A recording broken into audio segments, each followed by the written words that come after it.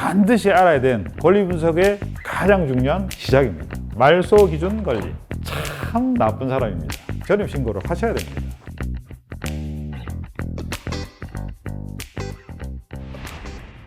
자, 여러분 반갑습니다. 양성룡 국장입니다. 자, 오늘은 권리 분석을 위해서 반드시 알아야 된 권리 분석의 첫 번째 시작입니다. 자, 바로 말소 기준 권리입니다. 말소 기준 권리. 말 그대로입니다. 말소, 소매를 한다는 거죠. 우리 말소 여러분들이 쉽게 알 수 있는 게 주민등록 말소 아시죠? 주민등록 말소라는 게 주민등록을 없애겠다는 거잖아요. 예, 없애는 겁니다. 말소. 그 말소의 기준이 되는 권리. 그런데 말소 기준 권리는 경매하시는 분들이 만들어낸 용어입니다. 말소 기준 권리. 법률적 용어는 아닙니다. 그러면 여러분 법원에서 나오는 서류 중에서 제일 중요한 게 매각물건 명세서입니다. 매각물건 명세서 상에는 말소 기준 권리를 이렇게 표현합니다. 최선순위 설정. 자, 근데 여러분 말소 기준 권리는 그냥 한마디로 제가 그냥 말씀드릴게요. 다 돈에 관계됩니다. 돈. 다른 게 아니고 돈입니다. 근저당, 저당, 가압류, 압류, 경매 개시 결정, 담보 가등기, 전세권. 여러분, 근저당은 은행이든 개인이든 대부업체든 돈을 빌려주면 내 돈을 담보하기 위해서 그걸 확실하게 뭔가를 좀 안전하게 확보하기 위해서 돈을 빌려간 사람의 부동산에다가 등기부상 설정을 합니다. 이게 근저당입니다. 내가 돈을 얼마 빌려줬어. 이거를 등기부상에 기재해서 남겨놓는 게 이게 근저당입니다. 뭐 저당까지는 알 필요 없어요. 대부분 근저당밖에 안 나옵니다. 저당은 그냥 한번 보시고. 그 다음에 가압류, 압류. 이것도 내가 돈을 빌려준 돈을 내가 받을 돈을 미리 등기부상에 그냥 해놓는 거 안전장치를 해놓는 겁니다. 가압류. 압류는 주로 이제 어디서 하냐? 국가기관이나 정부에서 세금을 보통 내지 않았을 때 압류를 보통 많이 합니다. 예, 압류 흔히 보는 게 그 세금입니다. 세무서 그리고 구청, 국가 이런 데서 해놓은 압류. 결국 돈 달라는 거죠. 가압류도 야, 네 돈 받을 거야 해서 미리 안전장치 합니다. 가압류. 다 돈입니다. 경매 개시 결정. 자, 돈을 못 받으면 어떻게 합니까? 경매 신청을 하잖아요. 경매 신청한 게 경매 개시 결정. 자, 그 다음에 담보 가등기. 그 담보 가등기 말고 소유권 이전 청구 가등기가 있는데 소유권 청구 이전 가등기는 진짜 순수하게 소유권을 이전하기 위해서 미리 해놓는 등기이고 담보 가등기는 뭐냐면 진짜 돈을 받기 위해서 상대방 부동산에다가 담보를 잡으면서 가등기를 해놓는 담보 가등기입니다. 다 돈의 문제입니다. 그리고 전세권. 전세 보증금이 이제 개입된 거죠. 근데 전세권은 다 되는 건 아니고 딱 두 개입니다. 뭐냐면 배당 요구. 전세권자가 그러니까 임차를 들어가는데 보통 임대차 계약서를 해서 이렇게 가는 경우도 있지만은 나는 등기부상 전세권을 반드시 해주세요. 임차인이 요구하면 전세권 설정을 하게 됩니다.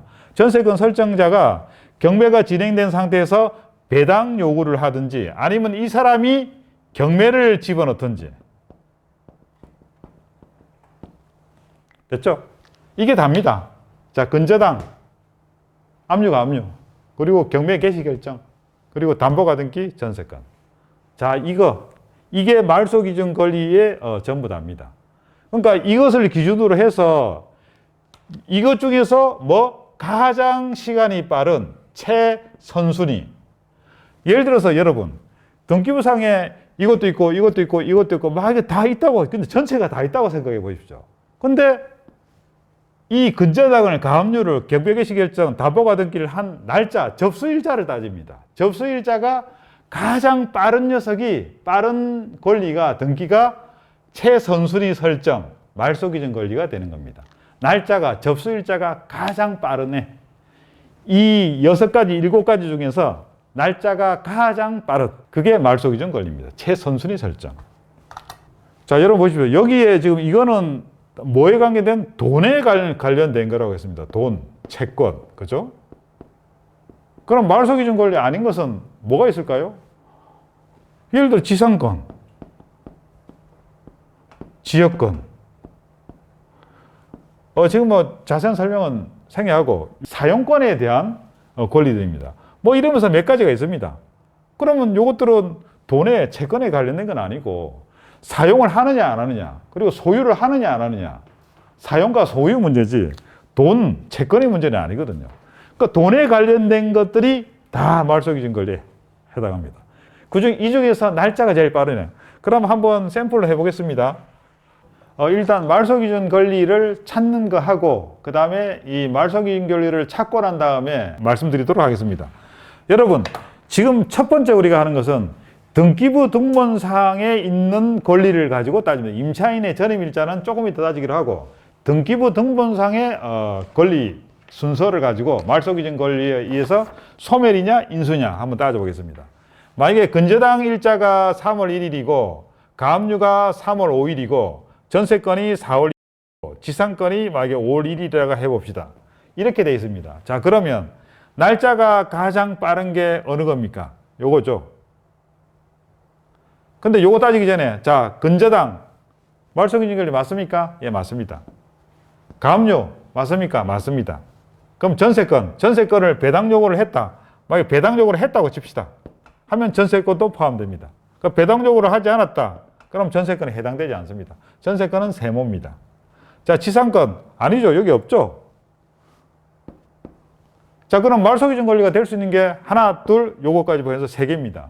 그럼 날짜를 봅니다. 3월 1일입니다. 3월 5일이고 4월 1일이고 어느 게 이게 제일 빠르지 않습니까? 제일 빠르니까 뭐다? 말소기준 권리. 이게 말입니다. 말소기준 권리. 간단하죠? 그럼 날짜를 한번 바꿔봅시다. 자, 가압류가 3월 5일인데 전세건이 만약에 2월 1일이라고 해봅시다. 자, 지상건은 5월 1일 두고. 자, 만약에 이런 식으로 돼 있다고 치면 자, 이거 근저당 말소기준 권리 맞죠?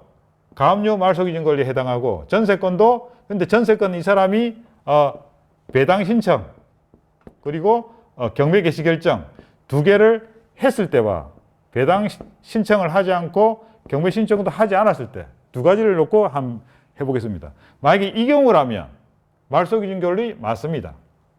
이 경우라면 아닙니다. 예.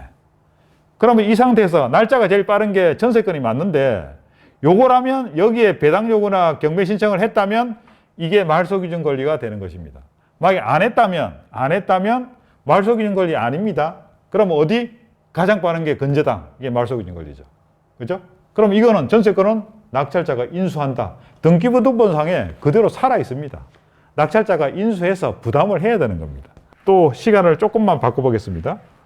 만약에 지상건이 2월 1일, 근저당이 뭐 4월 1일, 가압류가 3월 1일, 전세건이 뭐 4월 5일. 자, 근저당은 말소기준 권리에 해당하는 권리다. 가압류도 해당한다. 전세건 배당 요구했습니다. 배당 요구 한 걸로 치고 요것도 맞습니다. 그럼 지상건은 아니다. 자, 근데 날짜가 말소기준 권리에서 제일 빠른 게 가압류입니다. 가압류. 그럼 이게 말소기준 권리, 최선순위 설정 말소기준 권리입니다. 그죠? 근데 더 빠른 애가 있어요. 근데 얘는 지상건은 말소기준 권리에 해당되지 않죠? 그럼 살아 있습니다. 살아 있습니다. 인수를 해야 됩니다. 인수. 등기부 등본상에 지상건이 그대로 나와 있습니다. 인수. 자, 그 다음에 그럼 이제 요거는 요 정도만 일단 해보고 그 다음에 만약에 전입일자 가지고 따져봅시다. 전입일자. 자, 등기부 등본상의 말소기준 권리를 여러분이 찾았어요. 사실 등기부 등본상에 있는 걸 인수하느냐 마느냐 이런 거는 그렇게 흔하게 나오진 않습니다. 근데 말소기준 권리하고 가장 우리가 신경 써야 되는 게 바로 전입일자입니다. 임차인입니다. 임차인. 임차인의 전입일자가 말소기준 권리보다 빠르냐 느냐. 만약에 말소기준 권리가 말소기준 권리에 해당하는 경우는 근저당이라고 해봅시다. 근저당이 날짜가 3월 1일이다. 3월 1일이다. 근데 전입일자가 3월 3일이면 이 사람은 후순입니다. 후순위. 그리고 뭐? 대항력이 없습니다. 그러면 결론적으로 뭐다? 소멸됩니다. 소멸. 자, 말소기준 권리가 3월 1일인데 전입일자가 3월 3일이다. 늦습니다. 그러면 후순위. 대항력이 없고 소멸됩니다. 낙찰자가 전혀 신경 쓸 이유가 없습니다. 근데 만약에 전입일자가 2월 1일이다. 그럼 말소기준 권리가 3월 1일인데 근저당 최선순위 근저당이 3월 1일인데 전입일자가 2월 1일이다. 그럼 어떻게 됩니까? 그럼 당연히 이 사람은 후순위가 아니고 선순위. 그리고 대항력은 있다. 소멸되느냐? 아니다. 인수를 해야죠. 인수. 제일 무서운 상황입니다. 전입일자. 그러니까 임차인은 다른 건 필요 없습니다. 전입일자만 가지고 따집니다. 전입일자. 전입일자가 여기서 예를 든 말소기준 권리 가장 먼저 설정된 최선순위 권리인 말소기준 권리보다 전입일자가 빠르면 선순위, 대항력 있는 임차인, 늦으면 후순위, 대항력 없는 임차인. 간단하게 갈립니다. 근데 한 가지 말이 나오기도 하죠. 뭐냐면 이런 게 있습니다. 전입일자가 23년 2월 1일입니다. 근데 근저당이 말소기준 권리라 했죠. 가장 빠른 최선순위. 근저당 날짜가 23년 2월 1일입니다. 그럼 여러분 이거 어떻게 될까요? 날짜가 똑같은 경우에 자, 전입일자는 23년 2월 1일 날에 전입을 하면 이게 효력이 언제부터 발생하느냐? 이 날짜의 24시부터 발생합니다. 즉 다음 날 2월 2일의 0시부터 발생하는 겁니다. 그럼 날짜가 하루 밀리죠. 그러면 이게 선순위가 되고 얘는 후순위로 빠집니다. 큰일 납니다. 같은 날짜에 있는 경우들이 경매를 하다 보면 제법 많이 발생합니다. 이 근저당권자, 그 경매당한 그 경매 물건의 소유자 참 나쁜 사람입니다. 돈을 딱 빌리는 거를 전입일자에 딱 맞춰서 빌립니다. 이런 물건들 생각보다 많습니다. 여러분들이 임차인 입장에서 어느 집에 전입을 할 때 요거 반드시 신경을 쓰셔야 됩니다. 그러니까 저는 제 아시는 분들한테 그냥 대놓고 말씀드립니다. 전입일자를 계약서상이 있는데 실제로 전입해야 될 날이 2월 1일이면 조금 시간을 내시더라 해도 그냥 아예 2, 3일 앞에 1월 29일, 1월 30일 이런 날짜에 하시라. 2, 3일이라도 앞서서 아니면 일주일 앞서서 해도 왜냐하면 계약서를 우리가 쓰고 계약서가 있지 않습니까? 계약서가 있는 상태에서 주민센터만 방문하면 그냥 전입신고가 가능하니까 그 전입일자를 우리가 실제 들어가기로 한 날보다 한 2, 3일이나 일주일 앞에 하는 게 맞습니다. 이거 경매가 막상 진행되면 아무도 실제로 이 사람이 전입일자에 이사를 왔는지 안 왔는지 확인하기가 쉽지 않습니다. 그러니까 요 살아있는 그 구청에서 주민센터에서 확정적으로 정해놓은 전입일자 23년도 2월 1일 요거 가지고 선순위냐 후순위냐 따지는 거니까 전입을 빨리 하시면 됩니다. 왜냐하면 이렇게 악용하는 그 소유자들이 많기 때문에 내가 전입하는 날짜 그리고 요거에 왜 그러냐면 보통 전입을 사람들이 이사를 토요일 날, 일요일 날에 합니다. 그죠? 토요일 날, 일요일 날에 많이 하는데 토요일, 일요일 날에 하면 우리가 전입신고를 못 하게 되잖아요. 그러니까 이 사람이 금요일 정도에 근저당 설정을 하는 경우들을 많이 봤습니다. 토요일, 일요일 날에 이사를 하니까 그러면 이 사람은 월요일이나 돼서 월요일쯤에 전입신고를 하는 일을 이사 오고 난 다음에 짐 좀 풀어놓고 그 다음에 월요일쯤에 전입신고하는 분들도 의외로 많습니다. 이러면 안 됩니다.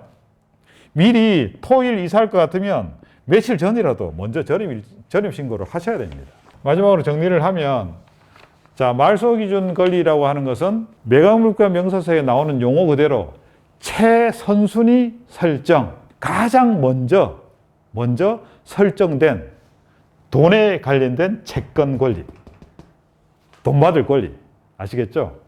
근저당, 저당, 압류, 가압류, 경매 개시 결정, 담보 가등기, 그 다음에 배당 신청한 혹은 경매 신청을 한 전세가.